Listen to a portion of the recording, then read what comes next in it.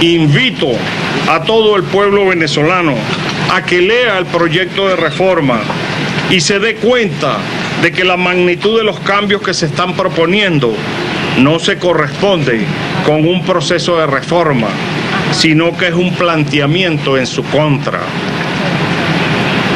En este momento, tanto el Poder Ejecutivo como el Poder Legislativo le están quitando poder al pueblo, alterando los valores, los principios y la estructura del Estado sin estar facultados para ello.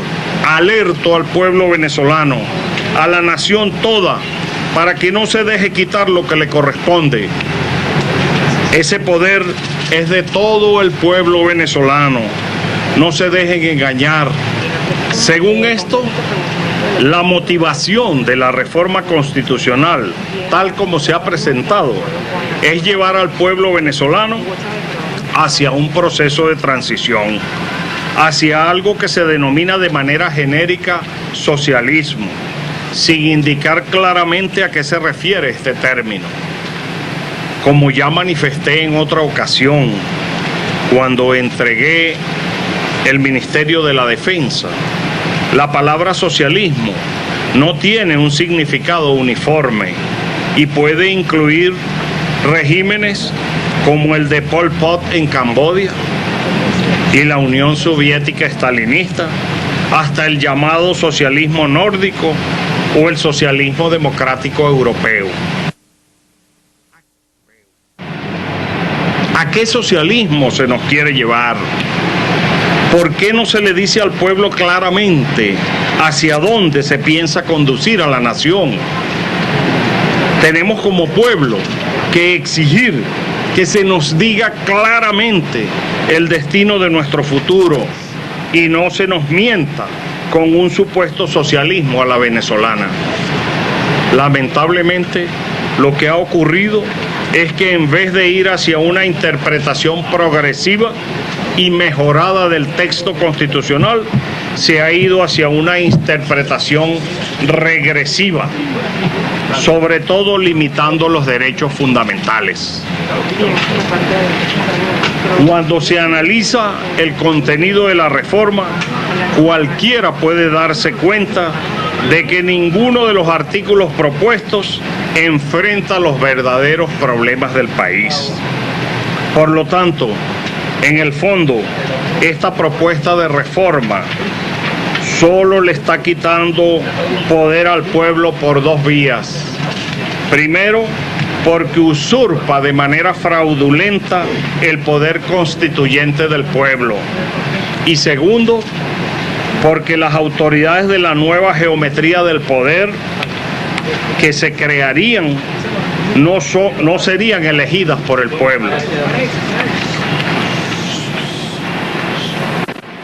El poder constituido, representado en este caso solo por el Poder Ejecutivo y Legislativo, está pretendiendo ejecutar cambios trascendentales de envergadura, usurpando el poder constituyente del pueblo venezolano.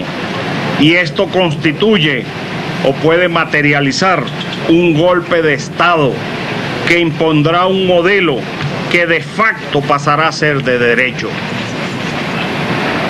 De culminar este proceso con la aprobación del mismo y por las vías propuestas por el presidente y la Asamblea Nacional, se estaría consumando en la práctica un golpe de Estado, violando de manera descarada el texto constitucional y sus mecanismos, e introduciendo cambios de manera fraudulenta y por procedimientos que no son propios, llevando al pueblo como ovejas al matadero. Por lo tanto, manifiesto públicamente mi rechazo a esta reforma constitucional, porque además de las razones de forma, antes expuesta es una propuesta regresiva que desmejora los avances logrados en materia de derechos constitucionales con la Constitución del 99.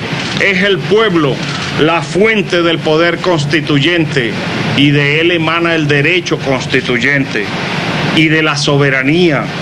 Para garantizar eso se hacen las constituciones.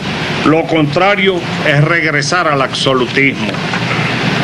Pueblo de Venezuela, infórmate sobre la reforma, aprende lo que es una constitución y su importancia, defiende los derechos, tus derechos, y no dejes que te quiten poder de manera fraudulenta. Hago un llamado a los profesionales de la Fuerza Armada, a mis compañeros de armas, de una manera muy particular, para que como ciudadanos y soldados, garantes de la paz y la independencia y soberanía de la nación en nuestro país, analicen profundamente el texto que se propone, que está recogido en el título 7º de la Seguridad de la Nación, en el capítulo 3 de la Fuerza Armada Nacional y muy específicamente en el artículo 328, que me voy a permitir leer textualmente porque mis compañeros de armas sabedores son que durante el ejercicio en actividad que tuve como soldado, siempre tuve como norte el cumplimiento de la Constitución y de las leyes, y de que nuestra institución está al servicio de los supremos intereses y cometidos de la nación venezolana toda. Por eso me permito en este momento leer el artículo 328.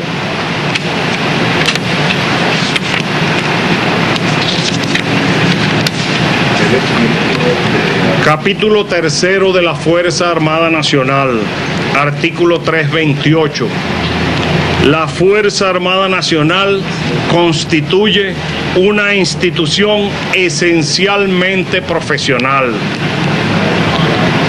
entendiéndose debidamente el concepto de profesionalismo militar, sin militancia política, organizada por el Estado para garantizar la independencia y soberanía de la nación y asegurar la integridad del espacio geográfico, mediante la defensa militar, la cooperación, el mantenimiento del orden interno y la participación activa en el desarrollo nacional, de acuerdo con esta Constitución y la ley.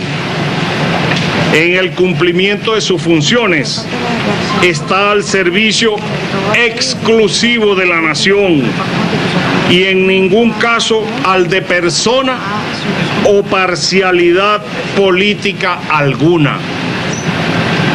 Sus pilares fundamentales son la disciplina, la obediencia y la subordinación.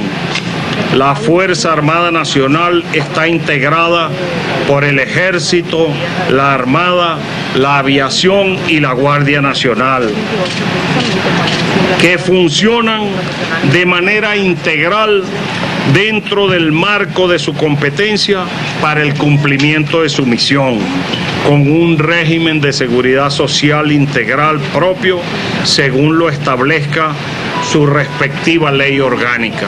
Fin de la cita.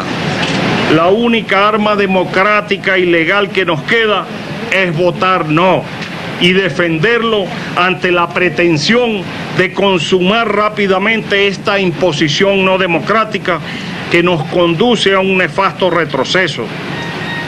El pueblo venezolano, cuando se haya fijado, como ya se ha hecho la convocatoria, debe acudir de manera cívica, porque es el arma que tenemos para rechazar esta pretensión de reforma.